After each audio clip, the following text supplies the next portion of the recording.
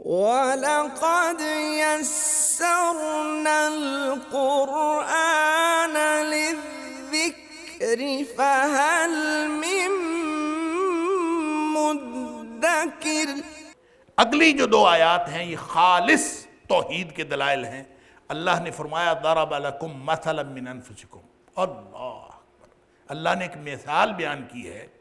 ضرب لکم، اللہ نے مثال بیان کی ہے، مثلا ایک مثال، من انفسکم، تمہارے اپنے وجود کے بارے میں، تمہاری اپنی زندگی کے بارے میں، تمہارے اپنے آپ کے بارے میں اللہ نے ایک مثال بیان کی ہے، اور یہاں سے اللہ تعالیٰ نے توحید کی دلیل دی ہے۔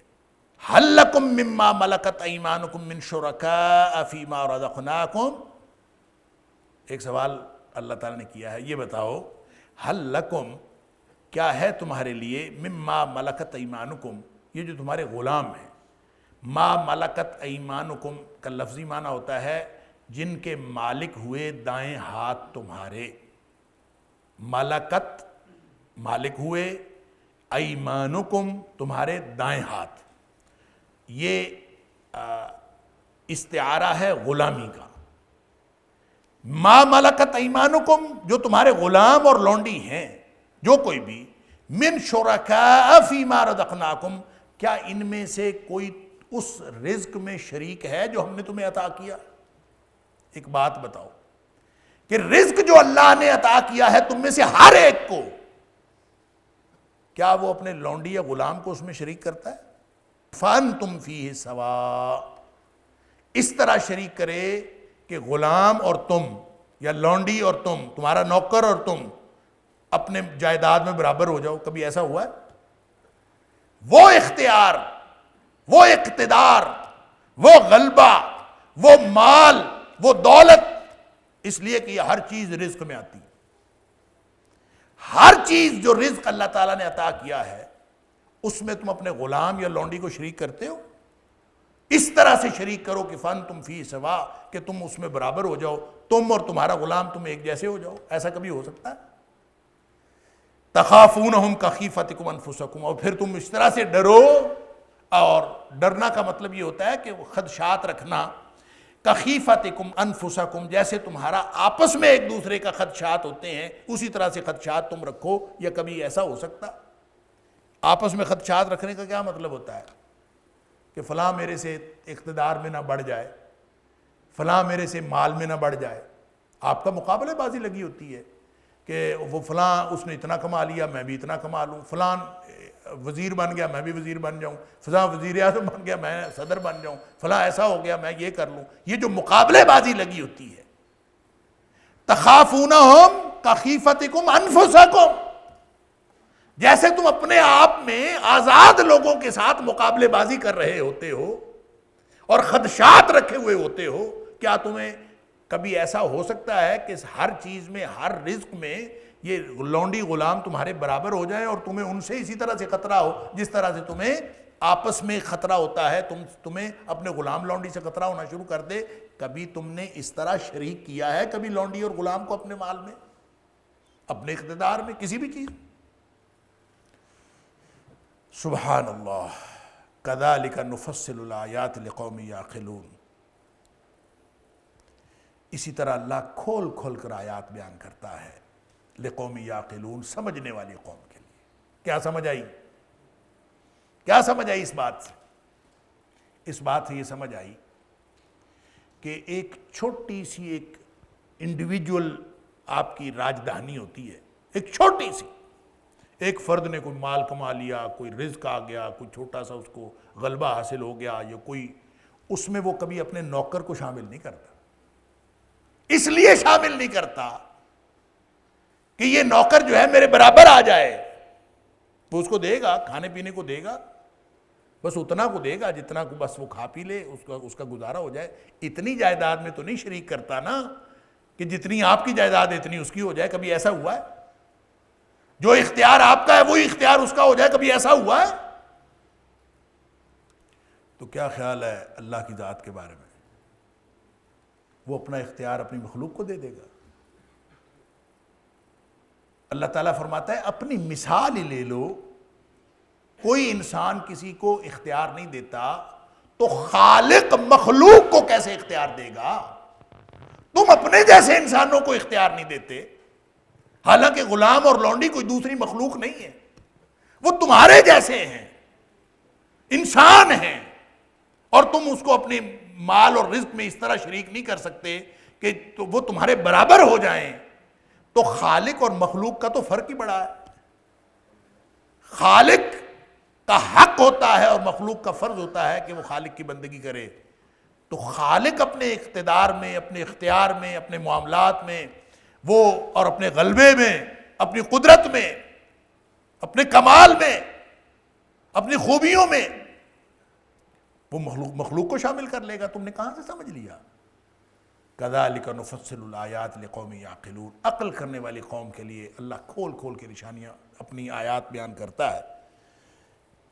بل اتبع الذین ظلموا اہواءہم بغیر علم، کیسے کوئی خالق کی خالقیت میں کوئی شامل کیسے ہو سکتا ہے؟ مالک کی ایک مالک ہے، ایک ملکیت ہے، تو مالک اپنی ملکیت کے اوپر جتنے مرضی اختیار استعمال کرے، کبھی ملکیت بھی اپنے مالک کے اختیار میں شامل ہوئی؟ جیسے جانور ہیں تمہارے، وہ رب ہے، رب العالمین ہے، تم ایک جانور کے مالک ہو جاتے ہو، کبھی جانور کو اتنا چارہ دیتے ہو یا اس کو اتنا خیال کرتے ہو کہ جو تم کھا رہے ہو وہی وہ کھا رہا ہو؟ اور مالک کا کام ہوتا ہے ملکیت کو، اپنی ملکیت کو روزی فراہم کرنا، اور ملکیت کا کام ہوتا ہے مالک کی بندگی کرنا، مالک کی فرما برداری کرنا، بس اس کے علاوہ کچھ نہیں ہوتا۔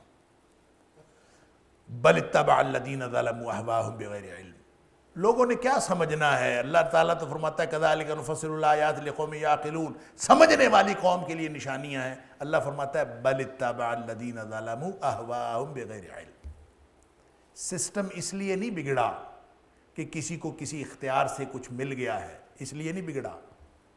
سن لیجئے، اللہ فیصلہ فرما رہا ہے، پہلے مثال بیان کی ہے، اب فیصلہ فرما رہا ہے۔ ہوا کیا ہے؟ بلکہ ہوا یہ ہے، یعنی کوئی کسی اختیار میں شامل نہیں ہوا، کوئی کبھی ایسا نہیں ہوتا۔ یعنی جب انسانوں کا انسانوں کے ساتھ ایسا معاملہ نہیں ہوتا تو خالق کا مخلوق کے ساتھ کیسے ہو سکتا ہے؟ تو پھر کیا ہوا ہے؟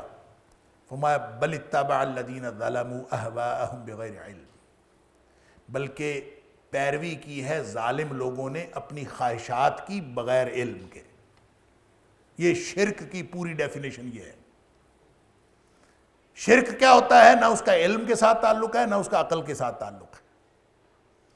جہاں علم آ جائے وہاں بھی شرک باقی نہیں رہتا، اور جہاں عقل آ جائے وہاں بھی شرک باقی نہیں رہتا۔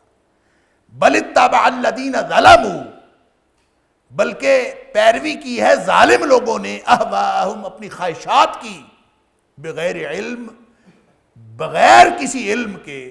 یہ جہالت میں اپنی خواہشات کی پیروی کرتے آئے چلے آ رہے ہیں سارے کے سارے، تاریخ کے سارے مشرک، اس کے علاوہ شرک کے پلے کچھ نہیں۔ خواہشات کی پیروی جہالت کی بنیاد پر، بغیر علم کے، اندھا دھند، اس کے علاوہ اور کچھ بھی نہیں۔ اللہ اکبر۔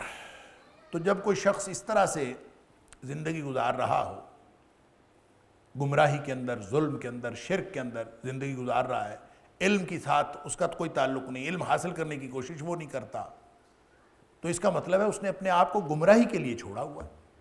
اللہ فرماتا ہے فَمَن يَهْدِي مَنْ أَضَلَّ اللَّهُ، جس کو اللہ گمراہ کر دے اس کو پھر ہدایت کون دے گا؟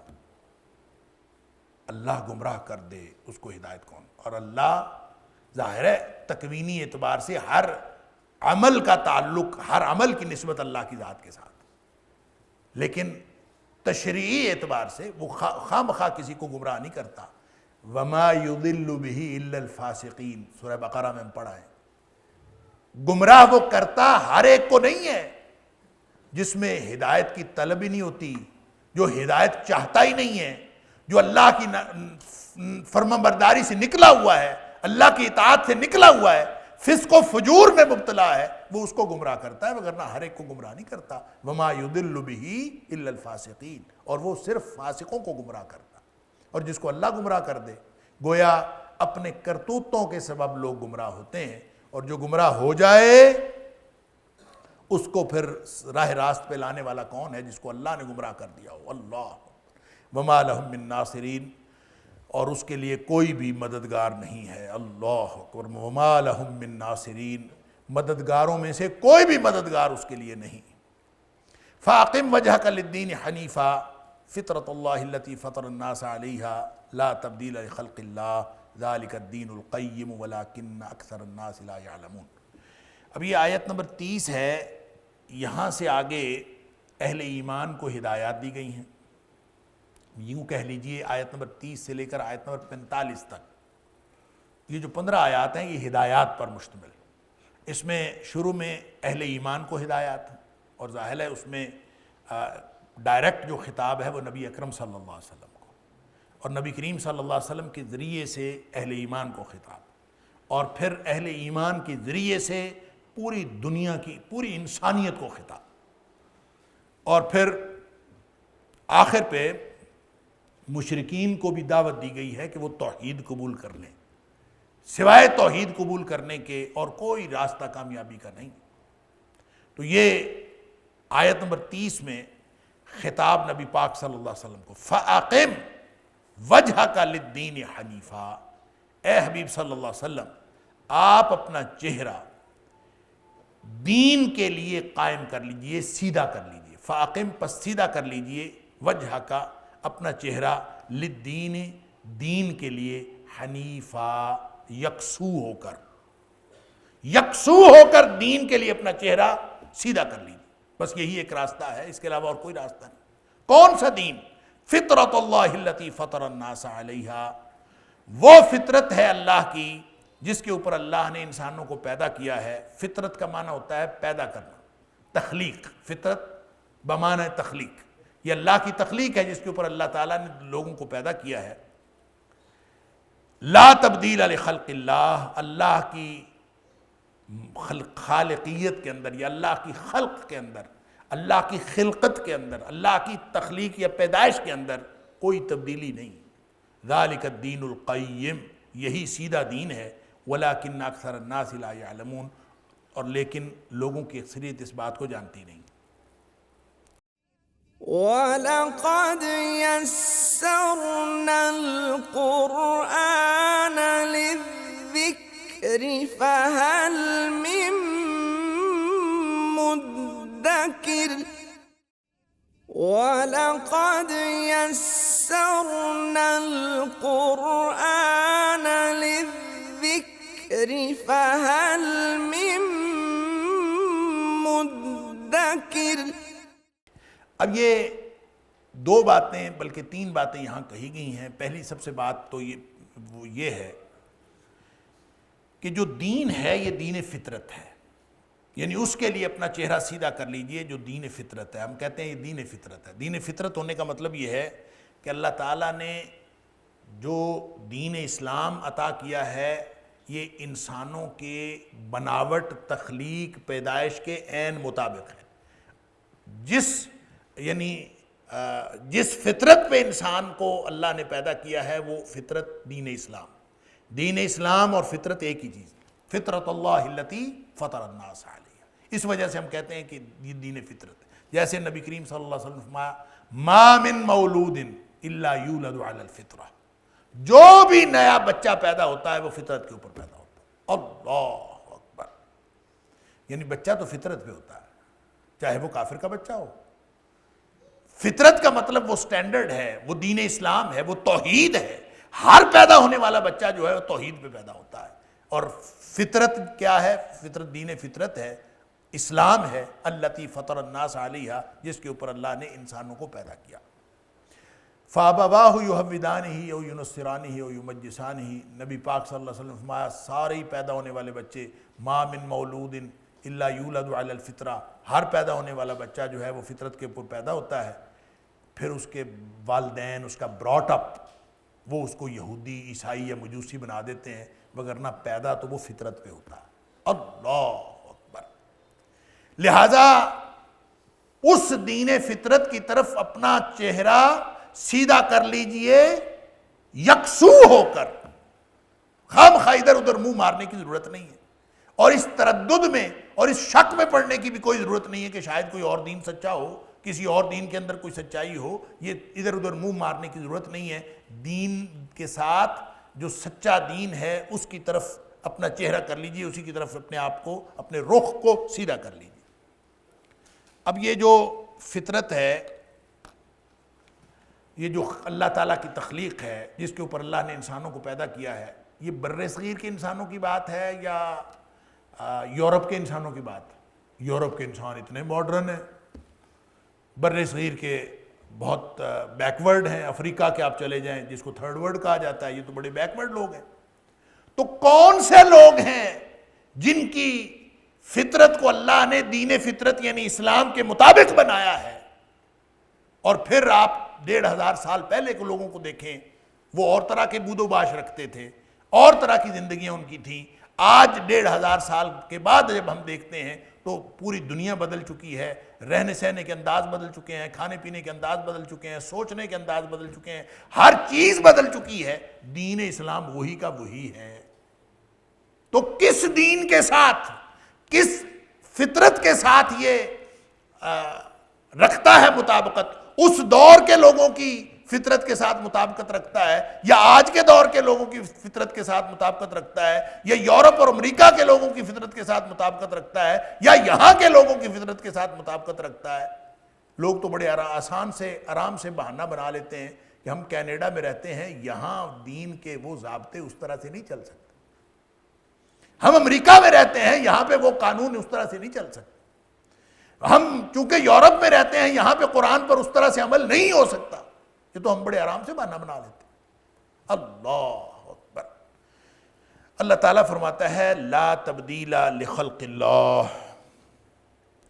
تم چاہے یورپ کے رہنے والے ہو، چاہے امریکہ کے رہنے والے ہو، چاہے یہاں کے رہنے والے ہو، چاہے 1500 سال پہلے کے ہو، چاہے آنے والے 1500 سال بعد کے ہو، لا تبدیل لخلق اللہ۔ اللہ کی خلقت کے اندر کوئی تبدیلی نہیں۔ انسان کو جس فطرت کے اندر پیدا کیا ہے اس نے اسی فطرت کے اندر پیدا۔ اب وہ فطرت کیا ہے؟ وہ فطرت دین اسلام ہے۔ لہذا فاقم وجہک للدین حنیفا، یہ حکم ہر دور کے ہر فرد کے لیے ہے۔ یہ بنیادی حکم تو نبی کریم صلی اللہ علیہ وسلم کے اوپر ہے، ان کے ذریعے سے تمام اہل ایمان کے لیے حکم ہے، اہل ایمان کے ذریعے سے پوری انسانیت کو حکم ہے کہ تمہیں دین فطرت پہ پیدا کیا ہے، اپنا چہرہ یکسو ہو کر اس دین کے لیے سیدھا کر لیجئے۔ کون سا دین؟ فطرت اللہ التی فطر الناس علیہ، وہ فطرت جس کے اوپر اللہ نے انسانوں کو پیدا کیا۔ اس کا ٹیسٹ بھی ہے، آپ اس کا ٹیسٹ کر سکتے ہیں، آپ اس کے لیے پروجیکٹ بنا سکتے ہیں، آپ اس کے لیے ریسرچ پروجیکٹ بنا سکتے ہیں۔ آپ پوری دنیا کے انسانوں کو اکٹھا کر کے ایک ماڈل پروجیکٹ بنا لیں کہ انسانوں کے مسائل کون کون سے ہیں، انسانوں کے مسائل کی ایک فہرست بنا لیں۔ یورپ کے لوگوں کی بھی مسائل کی فہرست بنا لیں، بر صغیر کے لوگوں کی مسائل کی فہرست بنا لیں، پرانے لوگوں کو بھی، آنے والے لوگوں کو بھی، ہر علاقے کے لوگوں کی، جو اپنے آپ کو پڑھا لکھا کہتے ہیں ان کی بھی فہرست بنا لیں، جو اپنے آپ کو جاہل کہتے ہیں ان کی بھی، جو ڈگریوں والے ہیں، جو غیر ڈگریوں، سب کی ایک فہرست بنا لیں۔ پھر ایک ایک مسئلہ اسلام پر پیش کرتے جائیں، ٹیسٹ کر لیں۔ جس دین کے اندر انسانوں کے مسائل حل کرنے کی طاقت ہو اس دین کو قبول کر لیں، باقی سارے ادیان کو چھوڑ دیں، لے آئیں، سارے اپنے اپنے میدان میں لے آئیں، جو نظریات ہیں سارے میدان میں لے آئیں، اس لیے کہ یہ دین نہیں ہے، یہ الدین ہے۔ یہ جو لد دین کہا گیا نا، یہ اصل میں الدین کے ساتھ لام لگا ہے۔ لد دین یعنی ایک ہوتا ہے دین جس کا معنی مذہب کر سکتے ہیں، ادیان اسی سے ترجمہ کیا جاتا ہے، لیکن ایک ہوتا ہے الدین۔ جیسے قادر تو ہر کوئی ہو سکتا ہے، قادر بخش بھی ہو سکتا ہے، لیکن القادر وہ اللہ کی ذات ہے۔ کسی کا نام ہم القادر نہیں رکھ سکتے۔ لوگ اکثر پوچھتے ہیں جی قادر نام رکھا جا سکتا ہے، احد نام رکھا جا سکتا ہے، علی نام رکھا جا سکتا ہے؟ رکھا جا سکتا ہے۔ العلی اللہ کا نام ہے، جب آپ العلی رکھیں گے تو اس کے ساتھ عبد لگائیں گے، عبد العلی۔ اگر ال کے بغیر نام رکھنا ہے تو علی رکھ سکتے ہیں. اب آپ نے الف لام کے بغیر اگر نام رکھنا ہے تو کوئی بھی اللہ تعالیٰ کی صفت ہو اس کو الف لام کے بغیر رکھیں تو وہ آپ کا نام ہے, وہ اللہ کی صفت نہیں ہے. اللہ کی جو صفت ہے وہ ال کے ساتھ ہے. یعنی اس کا مطلب یہ ہوا کہ دین ہو تو اس کا معنی اور ہوتا ہے, اور الف لام لگ جائے الدین ہو تو اس کا معنی اور ہوتا ہے. دین مذہب کا نام ہے اور الدین زندگی کو گزارنے کے طریقے کا نام ہے, پوری زندگی گزارنے کا طریقہ, جس کو ہم کہتے ہیں ضابطہ حیات, way of life, code of life. اس لیے بہت سارے لوگوں کو تکلیف ہوتی ہے کہ یہ پتہ نہیں کیوں کہہ دیتے ہیں کہ Islam is a code of life, complete code of life. Islam ایک مکمل ضابطہ حیات ہے. بہت سارے جدید ذہن کے مسلم دانشوروں کو بھی تکلیف ہے اس بات سے کہ یہ کہاں سے ہی کہہ دیتے ہیں کہ اسلام مکمل ضابطہ حیات. اللہ کے ولیوں, دین اور الدین کے معنوں کا فرق سمجھ لیجئے, آپ کو پتہ چل جائے گا کہ مذہب اور کمپلیٹ مکمل ضابطہ حیات میں کیا فرق ہوتا. یک رخے ہو کر, یکسو ہو کر اس دین کے لیے اپنا چہرہ سیدھا کر لیجئے. اب یہ جو فطرت ہے اس کے لیے اللہ تعالیٰ نے قانون بتا دیا ہے, لا تبدیل لخلق اللہ. دور جدید ہو, 21ویں صدی ہو, آپ بہانہ نہیں بنا سکتے. لا تبدیل لخلق اللہ, پیدا کرنے والا یہ کہتا ہے کہ میں نے انسانوں کی خلقت کے اندر کوئی تبدیلی نہیں کی. کینیڈا والا بھی فطرت میں پیدا ہو رہا ہے, امریکہ والا بھی, یورپ والا بھی, بر صغیر والا بھی, ایک جھونپڑی میں پیدا ہونے والا بھی اور ایک محل میں پیدا ہونے والا بھی, سارے کے سارے فطرت پہ پیدا ہو رہے ہیں. لا تبدیل لخلق اللہ. 1500 سال پہلے پیدا ہونے والے بھی فطرت پہ تھے اور 1500 سال بعد پیدا ہونے والے بھی فطرت میں ہیں. ہر علاقے کے ہر لوگ فطرت پہ پیدا ہو رہے ہیں, البتہ ان کا ماحول اور ان کا براٹ اپ ان کو یہودی, عیسائی یا مجوسی بنا رہا. لا تبدیل لخلق اللہ, بہانہ ہی ختم. اللہ تعالیٰ کی خلقت کے اندر کوئی تبدیلی نہیں. ذالک الدین القیم, یہ سادہ سا سیدھا دین ہے. ذالک الدین القیم, یہ سیدھا دین ہے. ولکن اکثر الناس لا یعلمون, اکثریت لوگوں کی اس بات کو جانتی ہے, ایسے پیچیدگیوں میں پڑے ہوئے ہیں.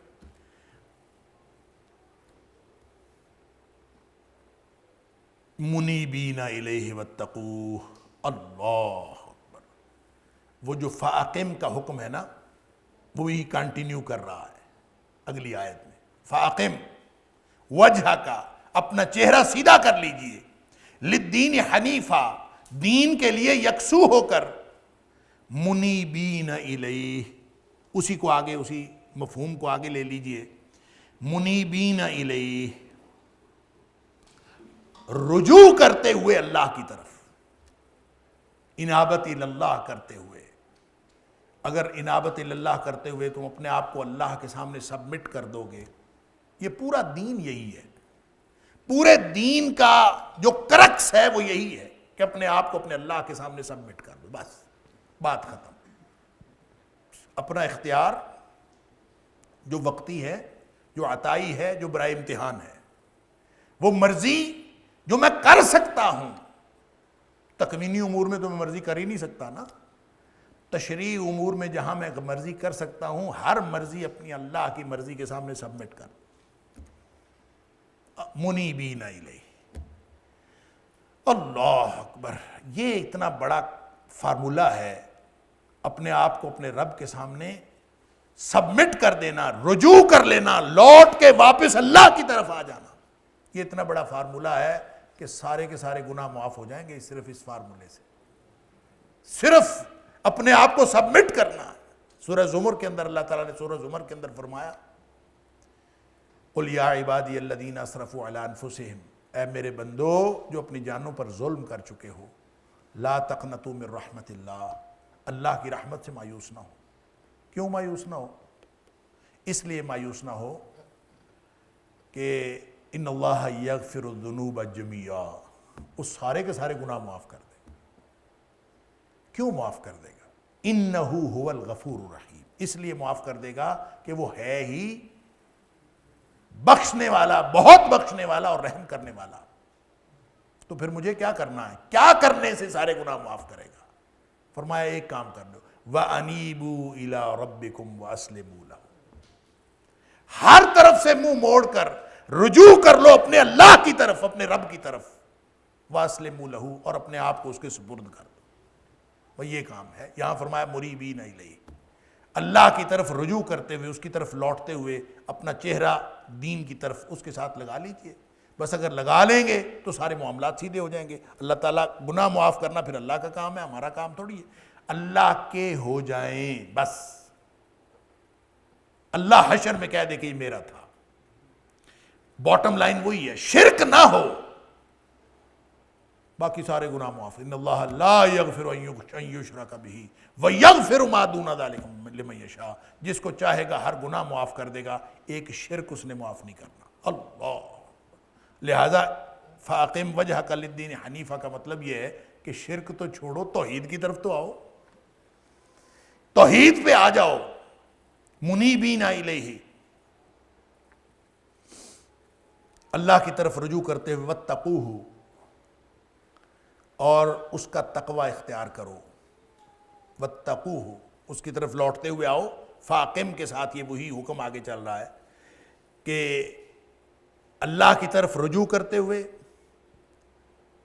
اللہ کی طرف جھکتے ہوئے، الیہ، اس کی طرف، واتقوہ، اور اس کا تقوی اختیار کرو۔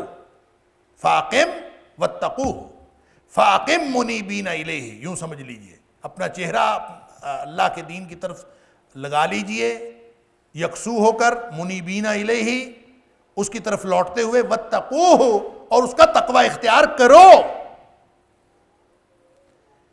اللہ کا تقوی اختیار کرنے کا مطلب یہ ہے کہ ہر وقت اللہ کی ناراضگی سے بچنے کی کوشش کرو اور ہر وقت اللہ کی رضامندی حاصل کرنے کی کوشش کرو۔ کوئی چھوٹے سے چھوٹا کام جس سے اللہ کی ناراضگی کا خطرہ ہے وہ نہیں کرنا، اور کوئی چھوٹے سے چھوٹا کام جس سے اللہ تعالیٰ کی رضامندی کا امکان ہے وہ لازماً کرنا ہے۔ یہ تقوی ہے۔ واتقوہ، اللہ سے ڈر کر زندگی گزارو، تقوی اختیار کرو۔ وَأَقِیمُوا الصَّلَاةَ، اور نماز قائم کرتے رہو۔ یہ باٹم لائن بتا دی، شرک چھوڑ کر نماز قائم کر لو، یہ باٹم لائن ہے۔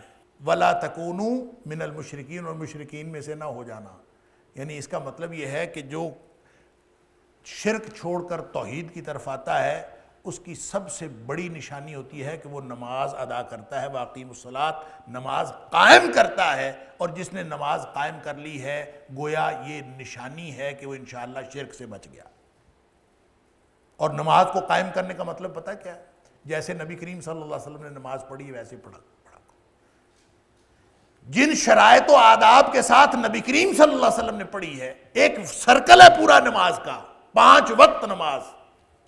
وہ ابھی ایک بڑا پڑھا لکھا آدمی میرے پاس آیا، ایک دن بات ہو رہی تھی، مجھے کہتے ہیں کہ یار یہ نمازیں 5 وقت یہ الگ الگ وقت کیوں ہیں؟ اگر میں رات کو 5 اکٹھی پڑھ لیتا ہوں اس میں کیا مسئلہ ہے؟ یعنی رات کو جس وقت میں گھر جاتا ہوں میں جا کے 5 اکٹھی پڑھ لیتا ہوں، یہ کیا پہلے فجر کے وقت فجر پڑھنی ہے، ظہر کے وقت ظہر پڑھنی ہے، عصر کے وقت عصر پڑھنی ہے، مغرب وقت کمال آدمی۔ وَلَقَدْ يَسَّرْنَا الْقُرْآنَ لِلذِّكْرِ فَهَلْ مِن مُدَّكِرٍ وَلَقَدْ يَسَّرْنَا الْقُرْآنَ لِلذِّكْرِ فَهَلْ مِن مُدَّكِرٍ۔ کیوں؟ اس لیے کہ یہ انسان کو یاد دلانے کے لیے ہے کہ تو اللہ کا بندہ ہے، تو کام کا اور اپنے شغل کا اور اپنی مصروفیات کا اور اپنی خواہشات کی تکمیل کا بندہ نہ بن، اللہ کا بندہ بن۔ جس وقت عین مزے کی نیند آئی ہوئی ہوتی ہے اس وقت اٹھ کے نماز پڑھنی ہے، اور پھر جب کام جوبن پہ پہنچا ہوا ہوتا ہے اس وقت اٹھ کے نماز پڑھنی ہے، اور جب کام مکمل ہو رہا ہوتا ہے اس وقت بھی نماز پڑھنی ہے، اور جب گھر آنا ہے تو پھر نماز پڑھنی ہے، اور پھر سونے سے پہلے پھر نماز پڑھنی ہے۔ اللہ اکبر، یہ پورا سائیکل ہے 24 گھنٹے کا۔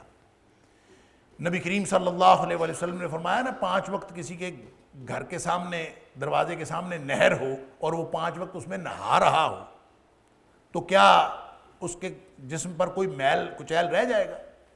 یہ اس سسٹم کا حصہ۔ صحابہ نے کہا نہیں اس کے میل کچیل تو نہیں رہے گا۔ نبی پاک صلی اللہ علیہ وسلم فرمایا فَذَلِكَ مَثَلُ الصَّلَوَاتُ الْخَمْسِ، 5 نمازوں کی مثال یہی ہے کہ جیسے وہ 5 وقت کسی نہر کے اندر نہا رہا ہے، کہ اس کے اصل میں وہ جو آلودگیاں ہیں سارے دن کی وہ دھونے کا انتظام اللہ تعالیٰ نے کیا۔ یا وہ جو حدیث ہے نبی پاک صلی اللہ علیہ وسلم فرمایا تحترقون تحترقون، تمہاری زندگی کا جو نظام ہے اس میں تم اپنے زبان کو استعمال کر کے، آنکھوں کو استعمال کر کے، کانوں کو استعمال کر کے، ہاتھوں کو، اپنی پوری جو اللہ تعالیٰ نے دی ہوئی ہیں صلاحیتیں ان کو استعمال کر کے کبھی کسی گناہ میں کبھی کسی گناہ میں گناہوں کی بھٹی میں جل رہے ہوتے ہو، تم تحترقون تحترقون، تم گناہوں کی بھٹی میں جل رہے ہوتے ہو، جل رہے ہوتے ہو، جل رہے ہوتے ہو، حتی اذا صلیتم الفجر، یہاں تک کہ تم فجر ادا کرتے ہو، غسلتھا، وہ تمہارے سارے گناہ مٹا دیتی ہے۔ ثم تحترقون تحترقون، پھر جب تم نکلتے ہو تو زندگی تو وہی ہے نا، پھر تم گناہوں کی بھٹی میں جل رہے ہوتے ہو۔ حتی اذا صلیتم الظہر، پھر آگے ظہر کی نماز آتی ہے، شکر ہے، حتی اذا صلیتم الظہر، تم نے ظہر کی نماز پڑھی، غسلتھا، یہ دھو ڈالتی ہے ہر چیز، سبحان اللہ۔ یہ ہے منیبین الیہ واقیموا الصلاۃ ولا تکونوا من المشرکین، مشرکین میں سے نہ ہو جاؤ اور نماز پڑھو۔ اس کا مطلب ہے اس 24 گھنٹے کے سائیکل کے ساتھ جو جڑ جاتا ہے اور اپنے گناہوں کو دھونے کے لیے اس پیوریفیکیشن کے تطہیر کے نظام کے ساتھ جڑ جاتا ہے، وہ کم از کم شرک سے بچ جاتا ہے۔ یہ شرک سے بچنے کا سب سے پہلا ذریعہ 5 وقت کی نماز قائم کرنا، یہ نشانی ہے۔ اس لیے نبی پاک صلی اللہ علیہ وسلم فرمایا تھا بین العبد والکفر ترک الصلاۃ، بندے اور کفر کے درمیان نماز کا چھوڑنا ہے۔ نماز چھوڑی، ادھر جا پڑا، اللہ اکبر۔ نماز قائم ہے، یہ باٹم لائن ہے، آخری حصہ ہے، آخری عمل ہے، کم از کم اللہ کے غلاموں کی فہرست میں اس کا نام تو ہے۔ ظہر پڑھ کے باہر نکلا ہے تو نبی پاک صلی اللہ علیہ وسلم فرمایا ثم تحترقون تحترقون، پھر کام تو وہی ہے، وہی دنیا، وہی آنکھیں، وہی زبان، وہی سماعتیں، وہی سمجھ، اور وہی معاملات، پھر خرابی۔ ثم تحترقون تحترقون، پھر تم گناہوں کی بھٹی میں جل رہے ہوتے ہو۔ حتی اذا صلیتم العصر، شکر ہے آگے عصر کی نماز آ جاتی ہے، نماز پڑھی، غسلتھا، اس نے سارے گناہ دھو ڈالے۔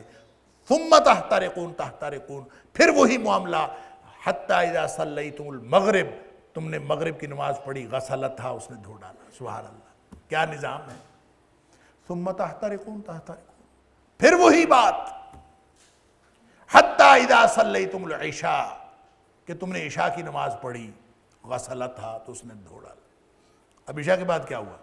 سبحان اللہ، نبی کریم صلی اللہ علیہ وسلم نے یہ نہیں فرمایا ثم تحترقون تحترقون، عشاء کے بعد آپ نے فرمایا ثم تنامون، پھر تم سو جاتے ہو۔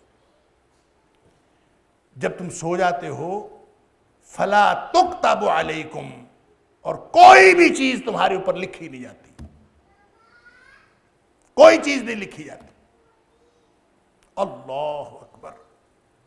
تو جو سو گیا وہ تو بچ گیا، اب جو سویا نہیں ہے وہ کیا کر رہا ہے؟ ہم تو عشاء کی نماز اللہ تعالیٰ جس کو توفیق دے، اگر پڑھ بھی لی، آج کل 7:15 7:30 نمازیں ہو رہی ہیں، 7:30 نماز پڑھی تو 12 بجے تک جاگ رہا ہے، تو 12 بجے تک کیا کر رہا ہے؟ یہ 12 بجے بھی میں محتاط کہہ رہا ہوں، بچے تو فجر تک جاگتے ہیں، اللہ تعالیٰ معاف فرمائے۔ تو 12 بجے تک جو جاگ رہا ہے وہ کیا کر رہا ہے؟ اگر نبی پاک صلی اللہ علیہ وسلم فرمایا ثم تنامون، تم سو جاتے ہو، پھر کوئی چیز نہیں لکھی جاتی۔ اگر جو سویا نہیں ہے تو وہ کیا کر رہا ہے؟ ثم تحترقون تحترقون کر رہا ہے، پھر وہ گناہوں کی بھٹی میں جل رہا ہے۔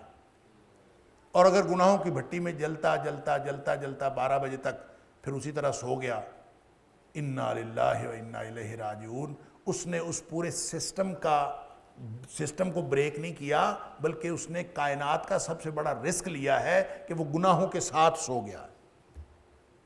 اس لیے نبی پاک صلی اللہ علیہ وسلم نے حضرت ابو ہریرہ رضی اللہ تعالیٰ سے فرمایا تھا کہ ابو ہریرہ سونے سے پہلے وتر پڑھنا نہ بھولنا۔ وتر اصل میں رات کی نماز ہے، وتر عشاء کی نماز نہیں ہے، ہم اس کو عشاء کے ساتھ پڑھ لیتے ہیں۔ جس شخص نے جاگنا ہو اس کو وتر کی نماز عشاء کے ساتھ نہیں پڑھنی چاہیے، جس نے سونا ہو تو پڑھ لے، اور جس نے جاگنا ہے وہ وتر کی نماز چھوڑ دے۔ جس وقت سونا ہے اس سے پہلے وہ وضو کرے اور وتر کی نماز پڑھے، کم از کم وہ جو تاہتارقون عشاء سے لے کے اب تک ہوا ہے وہ تو ختم ہو۔ اللہ اکبر۔ اور اس کو صاف کر کے اور گناہوں کو معاف کروا کے پھر وہ سوئے، کیونکہ یہ پتہ نہیں جب سونا ہے تو دوبارہ اٹھنا ہے کہ نہیں اٹھنا، یہ اتنا بڑا رسک ہے یہ بغیر اپنے گناہ معاف کروائے سو جانا۔ لہذا فرمایا منیبین، یہ باٹم لائن ہے نماز۔ جیسے عقیدے کے اعتبار سے شرک نہ کرنا، عمل کے اعتبار سے نماز ہے آخری۔ منیبین الیہ واتقوہ واقیموا الصلاۃ، اگر اللہ کی طرف جھک پڑا، نماز قائم کر لی، اللہ سے ڈرنے کا عہد کر لیا کہ اللہ میں کوئی ایسے چھوٹا سے چھوٹا کام نہیں کروں گا جو تیری ناراضگی کا باعث بن سکتا ہے، اور اللہ کوئی چھوٹے سے چھوٹا کام چھوڑوں گا نہیں جو تیری رضامندی کا باعث بن سکتا ہے، یہ وعدہ کر لیا اور نماز شروع کر دی۔ وَلَا تَكُونُوا مِنَ الْمُشْرِكِينَ، اور مشرکین میں سے نہ ہو جاؤ۔ یہ اللہ تعالیٰ نے ایک نظام دے دیا ہے، نظام فکر ہی نہیں، نظام عمل بھی دے دیا۔ یہ باٹم لائن ہے، جس نے قائم کر لی وہ بچ جائے گا، اس کے بچنے کے امکانات ہوں گے، اور جس نے یہ باٹم لائن بھی قائم نہیں کی پھر وہ اللہ تعالیٰ کے ساتھ اس کا معاملہ اللہ تعالیٰ معاف کرے۔ مِنَ الَّذِينَ فَرَّقُوا دِينَهُمْ وَكَانُوا شِيَعًا، مشرکین کون ہیں؟ یہ ان لوگوں میں سے ہیں جنہوں نے اپنے دین کو ٹکڑے ٹکڑے کر دیا۔ اللہ اکبر۔ اس کا مطلب ہے فرقہ واریت شرک ہے۔ مِنَ الَّذِينَ فَرَّقُوا دِينَهُمْ وَلَا تَكُونُوا مِنَ الْمُشْرِكِينَ مِنَ الَّذِينَ فَرَّقُوا دِينَهُمْ، ان لوگوں میں سے نہ ہو جاؤ جو مشرک ہیں۔ من الذین، یہ ان لوگوں میں سے ہیں، کون لوگ؟ فرقوا دینہم، جنہوں نے اپنے دین کو ٹکڑے ٹکڑے کر دیا، وکانوا شیعاً، اور گروہ گروہ ہو گئے، خود مختلف گروہوں میں تقسیم ہو گئے۔ اللہ اکبر۔ اللہ کے دین کو ماننے والے ہوں اور چھوٹے چھوٹے گروہوں میں تقسیم ہوئے پھرتے ہوں، یہ اللہ کی توحید کا تقاضا تو نہیں ہے۔ فرمایا کل حزب بما لدیہم فرحون، حالات یہ ہیں کہ ہر جو گروہ ہے وہ اس بات پر خوش ہے جو کچھ ان کے پاس ہے، اس پر خوش ہے، ہم ٹھیک ہیں۔ اب سارے ٹھیک ہیں، سارے ٹھیک ہو سکتے ہیں۔ کل حزب، ہر گروہ، بما لدیہم، جو کچھ ان کے پاس ہے، فرحون، اسی پہ خوشی مناتے پھرتے ہیں، اسی پہ خوش ہیں۔ اللہ تعالیٰ فرما رہا ہے کہ جن لوگوں نے اپنے دین کو ٹکڑے ٹکڑے کر دیا اور گروہ گروہ ہو گئے، یہ مشرک ہیں، اور پھر ہر گروہ جو ہے وہ اپنے جو کچھ ان کے پاس ہے اس کے اوپر خوش ہے۔ اللہ تعالیٰ معاف فرمائے۔ یہ تو گویا باٹم لائن سے بھی نیچے چلے گئے، اور ان کی تو کوئی چیز سیکیور نہیں ہوئی، اللہ تعالیٰ معاف کرے، جن لوگوں نے دین کو ٹکڑے ٹکڑے کر دیا۔ نبی کریم صلی اللہ علیہ وآلہ وسلم کا فرمان کہ میری امت کے 73 فرقے ہوں گے۔ بنی اسرائیل کے 72 تھے، میری امت کے 73 فرقے ہوں گے۔ کلہم فی النار، سارے جہنمی ہیں، الا واحدہ، سوائے ایک بچے گا، باقی سارے جہنمی۔ وہ ایک گروہ کون سا ہے؟ فرمایا، صحابہ نے پوچھا کہ وہ کون ہے، ان کی نشانی بتا دیجئے تاکہ ہم بھی کوشش کریں کہ ہم اس میں سے ہو جائیں۔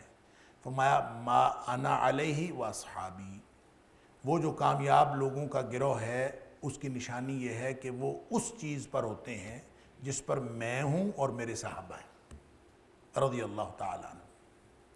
لہذا دنیا میں ہر وہ شخص جس نے تنظیمی طور پر جو مرضی نام رکھا ہوا ہے، تنظیمی طور پر وہ چاہے اس نے انجمن فلاح معاشرہ بنائی ہوئی ہے، چاہے انجمن فلاح انسانیت بنائی ہوئی ہے، چاہے کوئی اپنا نام رکھا ہوا، لیکن ان کی کوشش یہ ہے کہ ہم نبی کریم صلی اللہ علیہ وآلہ وسلم کی بات مانیں، اور جو صحابہ کرام کا دین نبی پاک صلی اللہ علیہ وسلم نے صحابہ کرام کو سکھایا ہم اس پر عمل کریں. جن کی کوشش اور خواہش یہ ہے وہ ساری غلطیوں کے باوجود انشاءاللہ اس فرقے میں ہیں جو کامیاب لوگ. آپ آسانی سے ایک دوسرے کو پہچان سکتے ہیں, پوچھ لیں ان سے بات کس کی ماننی, نبی پاک صلی اللہ علیہ وسلم کی, بات ٹھیک ہے, بات ختم. نبی کریم صلی اللہ علیہ وسلم کی اور صحابہ کرام کی بات ماننی ہے تو انشاءاللہ آپ کامیاب گروہ میں ہیں. اگر بات نبی کریم صلی اللہ علیہ وسلم کے علاوہ کسی اور کی ماننی ہے یا صحابہ کرام کے علاوہ کسی اور کی ماننی ہے تو پھر معاملہ بالکل ہی ختم ہے, کیونکہ کامیابی صرف دو ہی نشانیاں ہیں, ما انا علیہ وصحابی. اگر آپ کا دین, آپ کا مسلک آپ کو ان دونوں چیزوں سے جوڑ رہا ہے تو انشاءاللہ آپ کامیاب لوگوں کی گروہ میں. نبی پاک صلی اللہ علیہ وسلم کے دین کے ساتھ اور صحابہ کرام کو جو نبی پاک صلی اللہ علیہ وسلم دین سکھایا, جس کو فہم سلف کہتے ہیں, فہم صحابہ کہتے ہیں, اگر آپ اس کے ساتھ جڑ رہے ہیں, کیونکہ سب سے اولین شاگرد جو تھے نبی پاک صلی اللہ علیہ وسلم کے وہ تو صحابہ کرام تھے, لہذا جو دین انہوں نے سیکھا اصل دین تو وہی ہے. اور جو اگر میں اور آپ ہم سب ایک دوسرے سے پوچھ لیں کہ آپ نے کس کی بات ماننی, اگر تو موقف ہمارا یہی ہے کہ ہم نے نبی پاک صلی اللہ علیہ وسلم کی بات ماننی ہے اور صحابہ کرام کا فہم جو ہے وہ ہمارا معیار ہے. اگر ہم نے یہ طے کر لیا, آپ چاہے کسی اور گروپ میں سے تعلق رکھتے ہوں, میں چاہے کسی اور گروپ سے تعلق رکھتا ہوں, انشاءاللہ ہم پھر بھی طائفہ منصورہ میں سے ہیں, کامیاب لوگوں میں سے ہیں. اور اگر کوئی حنفی ہو, کوئی شافی ہو, کوئی مالکی ہو, کوئی حنبلی ہو, جس مرضی تعلق رکھتا ہو, اس سے آپ پوچھیں سورس آف نالج کیا ہے, آپ کا دین کہاں سے آپ دین لیتے ہیں. اگر وہ کہے کہ میں دین وہی لیتا ہوں جو اللہ کے رسول صلی اللہ علیہ وسلم والا اور صحابہ کرام والا, تو انشاءاللہ وہ کامیاب گروہ سے تعلق رکھتا. اور اگر وہ کہتا ہے کہ نہیں میں تو دین کسی اور سے لیتا ہوں, تو پھر وہ اس میں شامل نہیں ہے.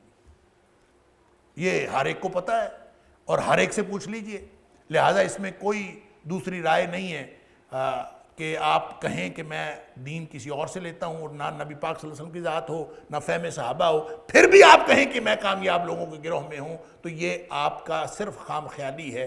کل حزب بما لدیہم فرحون, ہر گروہ سمجھتا ہے کہ میں تو ٹھیک جگہ پہ ہوں, وہ اپنی بات پر خوش ہے اور جو اس کا موقف ہے اس پر خوش ہے, وگرنہ کامیاب لوگوں کا جو گروہ ہے وہ صرف وہ ہے ما انا علیہ وصحابی, جو نبی پاک صلی اللہ علیہ وسلم کی ذات کو سورس آف نالج سمجھتا ہے اور صحابہ کے سلف, صحابہ کو کے فہم کو اور سلف کے فہم کو اصل سمجھتا ہے, وہ انشاءاللہ کامیاب لوگوں کا گروہ. لہٰذا یہ 100% کوئی شخص عمل کر رہا ہو یہ تو ممکن نہیں ہوتا, کوشش تو کرے. وَلَيْسَ لِلْإِنسَانِ إِلَّا مَا سَعَى, بندے کے لیے وہی ہے جس کی اس نے کوشش کی. لا يكلف اللہ نفسا الا وسعها, جس کی جتنی استطاعت ہے اتنا ہی ذمہ دار ہے. تو اگر کوئی شخص کوشش بھی یہ کر رہا ہے کہ میں زندگی نبی پاک صلی اللہ علیہ وسلم کے دین پر اور صحابہ کرام والے دین پر گزاروں, تو انشاءاللہ وہ بھی کامیاب لوگوں کے گروہ میں ہے. کل حزب بما لدیہم فرحون, دلیلیں تو سب لوگوں کے پاس ہیں, جس سے بھی آپ بات کریں گے کل حزب بما لدیہم فرحون, ہر حزب کے پاس, ہر گروہ کے پاس اپنے اپنے دلائل بھی موجود ہیں, اس دلائل پہ وہ مطمئن بھی اور خوش بھی ہیں, لیکن یہ ان میں سے ہیں من الذین فرقوا دینہم وکانوا شیعا, جنہوں نے دین کو ٹکڑے ٹکڑے کر دیا. کوئی فلانے کا دین, کوئی فلانے کا دین, کوئی مشرق کا دین, کوئی مغرب کا دین, کوئی کہیں سے آیا, کوئی کسی ملک سے آیا, کوئی کسی ملک سے آیا. دین صرف اور صرف وہ ہے جو مدینے والے کا دین. دین صرف اس چیز کا نام ہے جس پر مدینے والے کی مہر ہے. اگر ہم سب اس پر جڑ جائیں تو انشاءاللہ ہم اس کامیاب گروہ میں شامل ہو سکتے ہیں. اللہ تعالیٰ مجھے اور آپ کو, ہم سب کو توفیق عطا فرمائے. وآخر دعوانا الحمدللہ رب العالمین. إن هذا القرآن يهدي للتي هي أقوم ويبشر المؤمنين الذين يعملون الصالحات أن لهم أجرا كبيرا.